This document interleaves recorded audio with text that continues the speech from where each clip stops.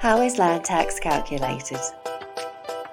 This video is intended as a guide only. We recommend you seek independent advice about state revenue matters and how they impact you and your circumstances. This video does not deal with land tax on related corporations or trusts. More information about related corporations, trusts and their land tax treatment can be found on our website. Land tax is calculated on the site value of the land, which is obtained from the Valuer General's Department. It is the value of the land excluding any buildings or other improvements. The site values of all taxable land owned in the same land tax ownership will be aggregated or added together to determine the land tax payable. If you own properties in different ownerships, that is, where the owners of the properties are not the same person or the identical group of owners, the properties will be assessed first in the joint ownership, and then the individual share of the joint properties will be assessed in the individual ownership. If a property is taxed in a joint ownership, the individual will see a deduction on their individual land tax assessment for their share of the tax on the jointly owned property. This prevents them being double taxed on the same property.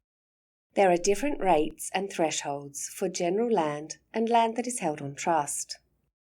Trusts can be quite complicated.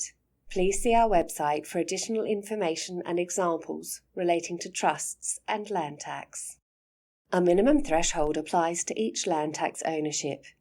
This means that if the total of the combined site values of all the taxable properties in an ownership is below the threshold, land tax will not be applied.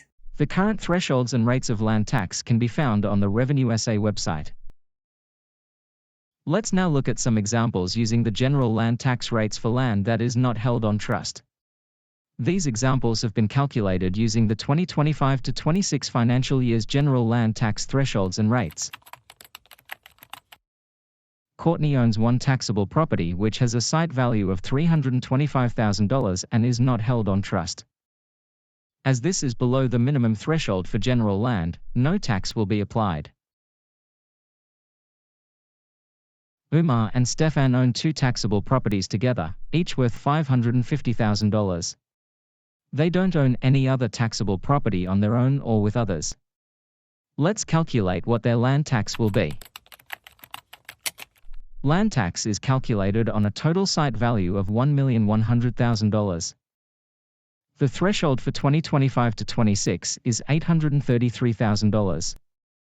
Therefore, the first $833,000 will not attract land tax. Land tax will be applied on the amount above the threshold. In this scenario, it will be applied on $267,000, which is $1,100,000 minus $833,000. Land tax on $267,000 is calculated at 50 cents per $100.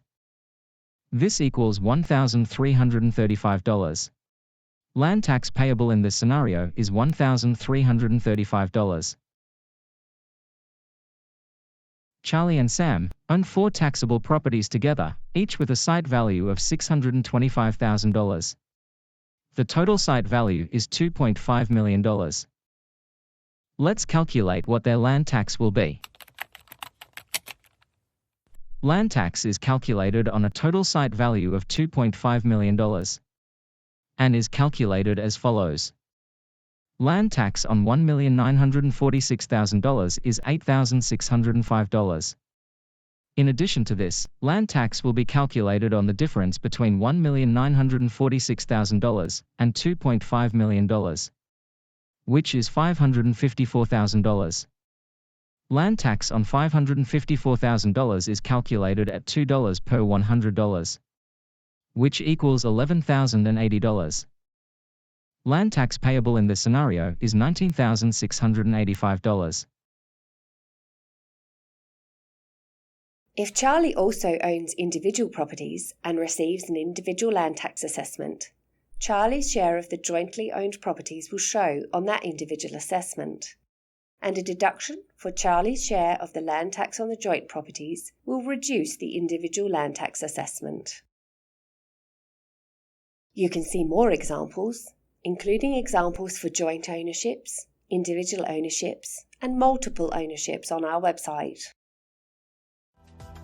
More information can be found at www.revenuesa.sa.gov.au/land tax.